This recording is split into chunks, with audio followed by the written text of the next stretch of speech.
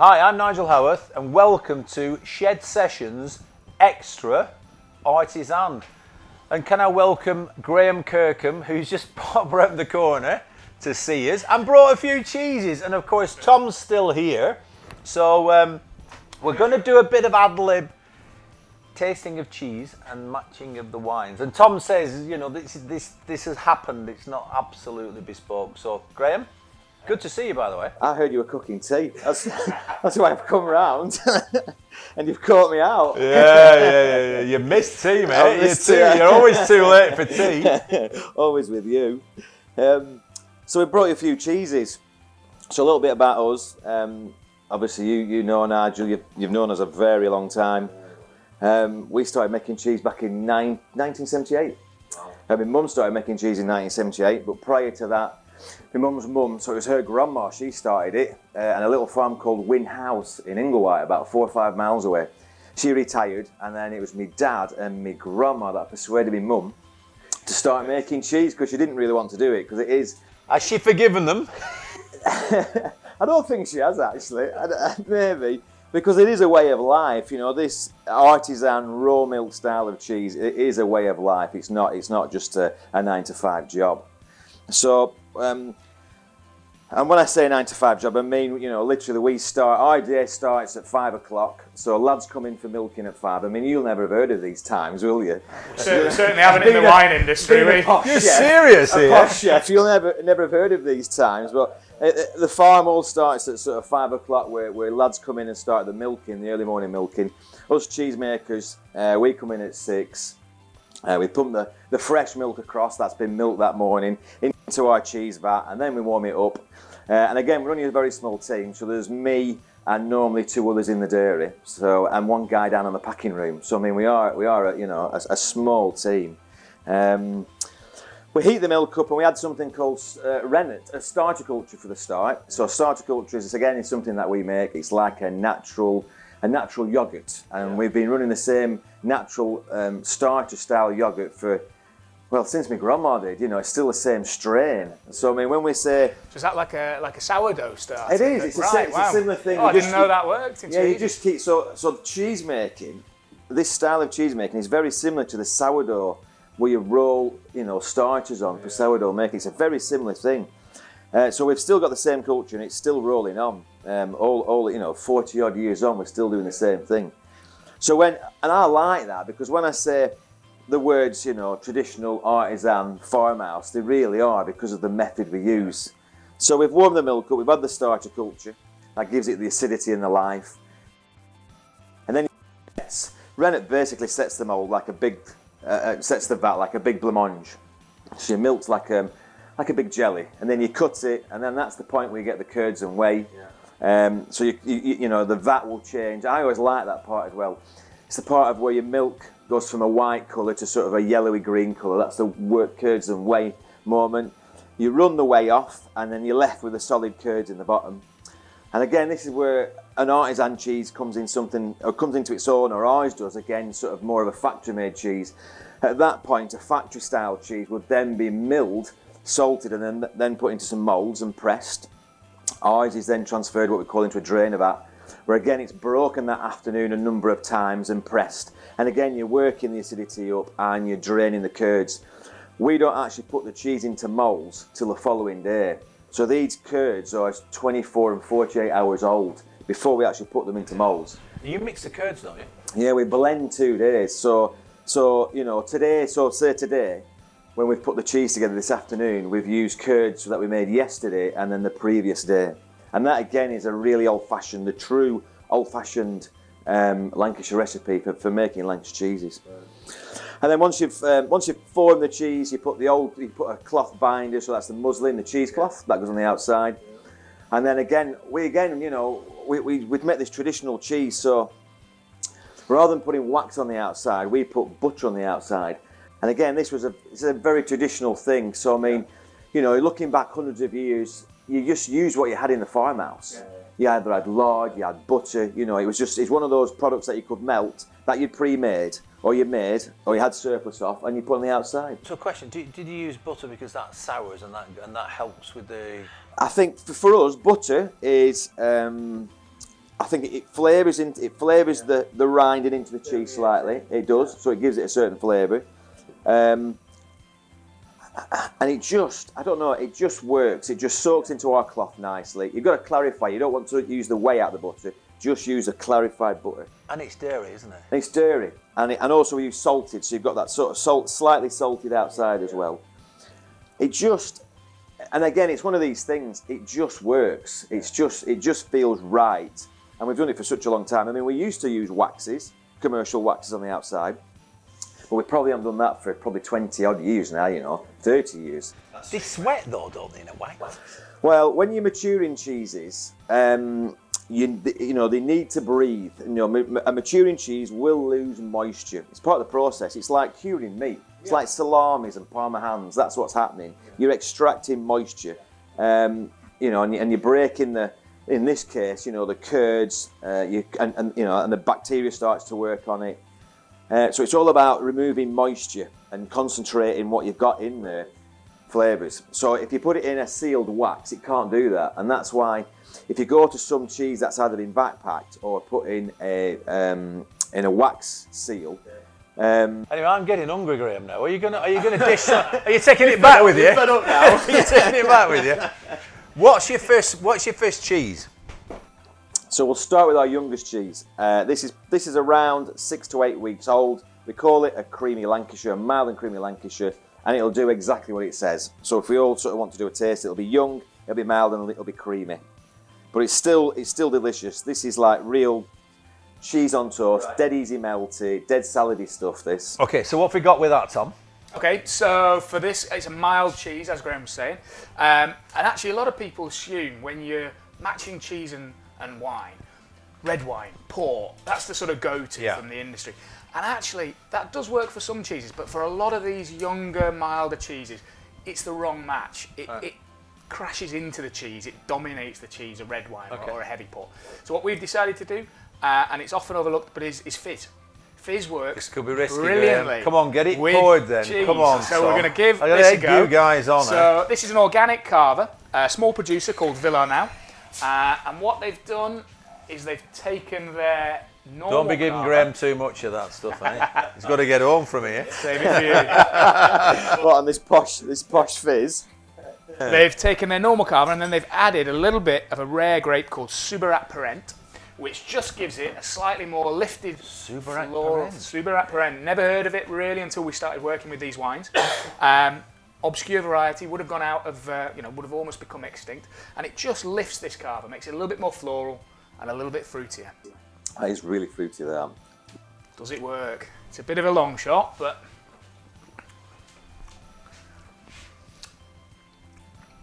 Well, I'm going to wait till I hear from Graham.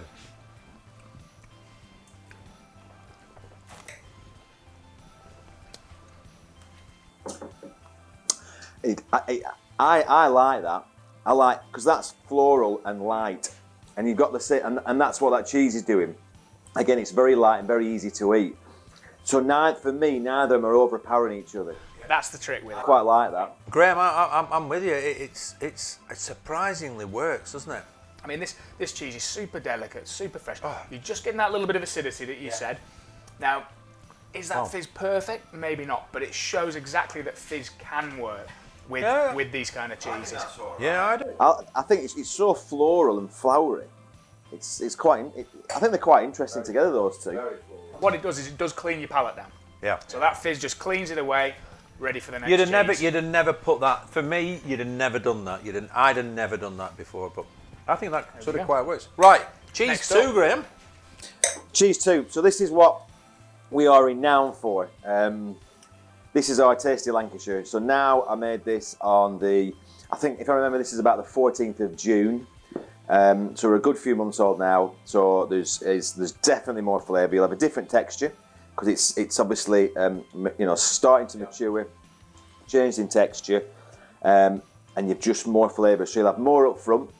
What we're looking for is that nice upfront flavour, and then you should have some nice, lovely sort of robust, mineral in the middle flavours, and at the end it should leave you really nice and milky and mellow, and it should just linger for ages. So that's what I'm looking for. Well, a good piece of Lancashire, that's what you should be looking for. Right, what have we got with that, Tom?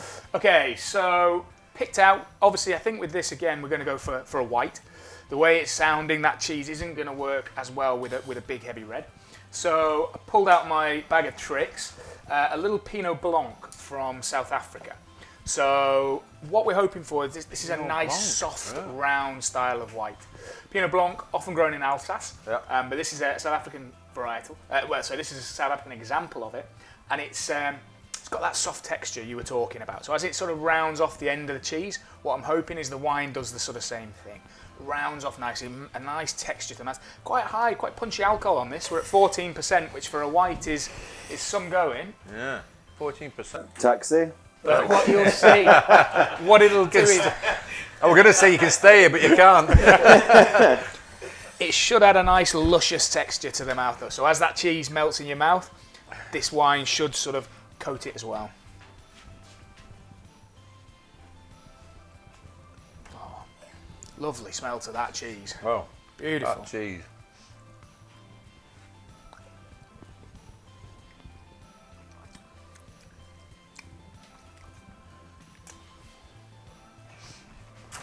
It's lifting some flavours, isn't it? For me, that's just a little bit sharp against the cheese. But I think it finishes well. I think the end's good. See that nice roundness there? I probably agree. It's making the cheese creamier.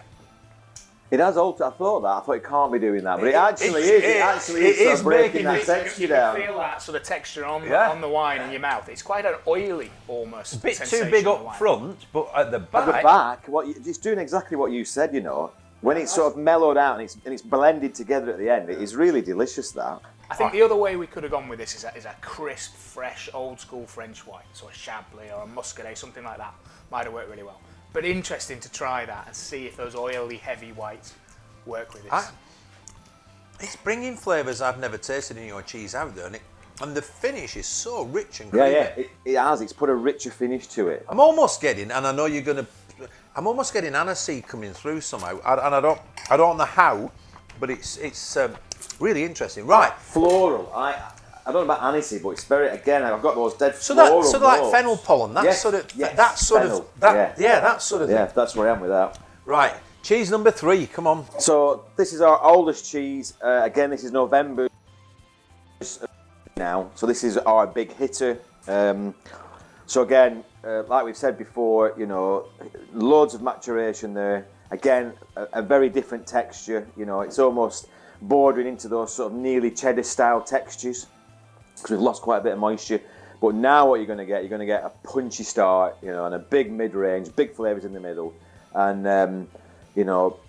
So does it start to move from that creamy to a sort of nutty character? Yeah, you do. Oh yeah, you'll get some. Yeah, you will. You'll get some really nutty, floral, just big. This is all of these, but the volume just turned up to the maximum. That's what we've It's got. a great. I mean, they're all great. This is a really great cheese. This is the one I've been looking for. So what are you going to put with that, Tom? Okay, so this I think we might have nailed. It's a little bit different, a little bit unusual. We're stepping away from wine slightly here. And what we're going to try this with is called Pinot de Charente. So this is from the Cognac region in France. And what we've got here, my in-laws now live out there and introduced us to this. And I thought, I've got quite a taste for this. Yeah.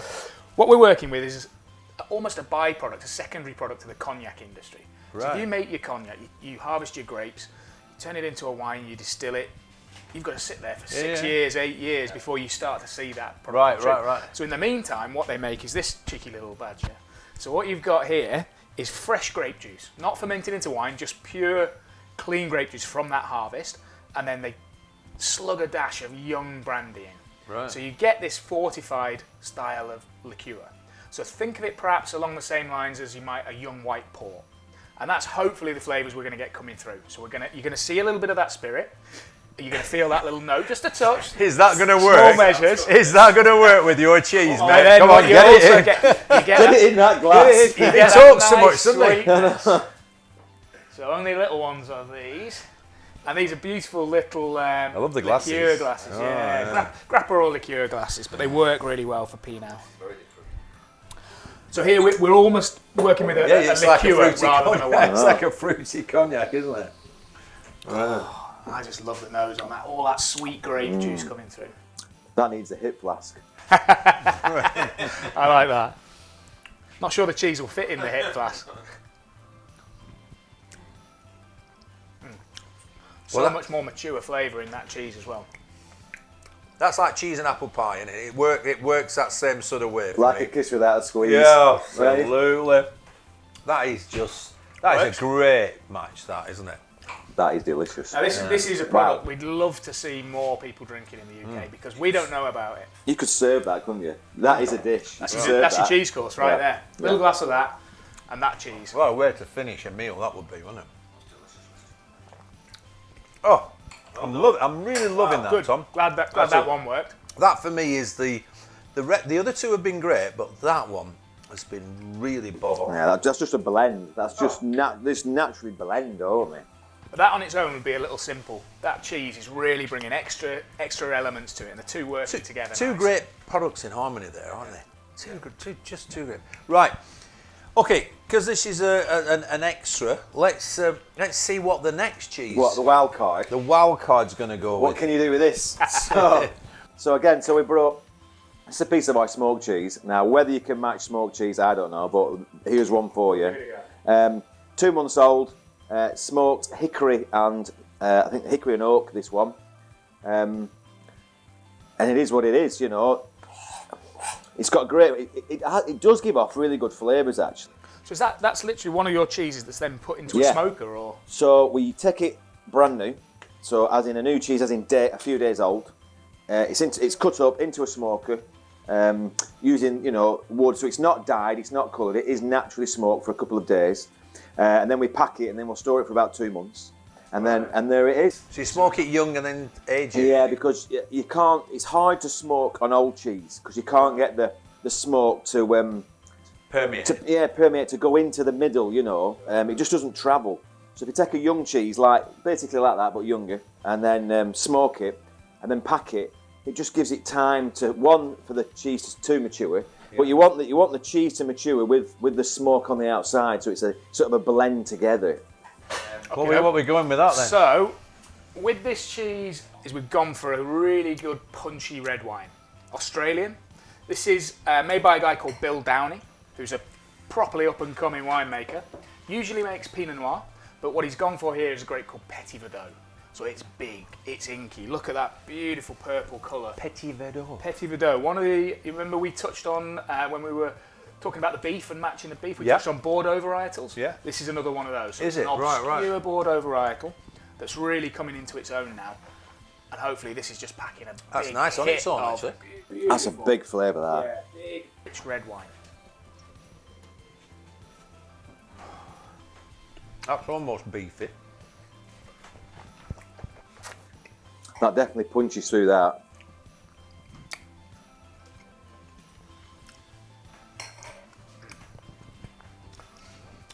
What are you thinking? For me, it just overtakes that a little bit. There's a little bit too much tanny there. Yeah. A little bit too much up front. I agree with you.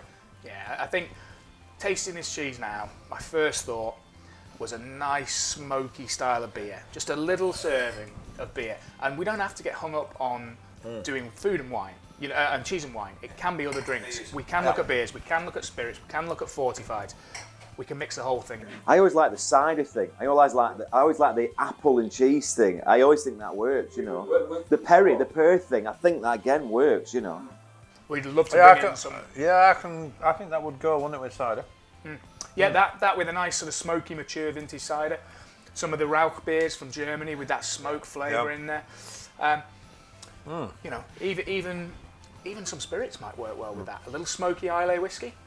I'm sure Nigel's got some in the cabinet in there. We can. I reckon we can keep that piece and get Nigel's whiskey I have a really good collection. Islay in there. I really do. I have a few actually. Anyway, that's 3 out of 4 ain't bad. I'll take that. Done all right. On short notice with a drop Short in. notice. Graham, a really big thank you to you for coming over and spending a bit of time with us. And Tom, thank you very much for everything. And you know, that's the end of another shed session. So thank you everybody. Thank you very much. Thank you very much. Cheers. Hi, I'm Nigel Howarth. If you like what you've just seen, then subscribe to our YouTube channel or follow us on social media. Enjoy.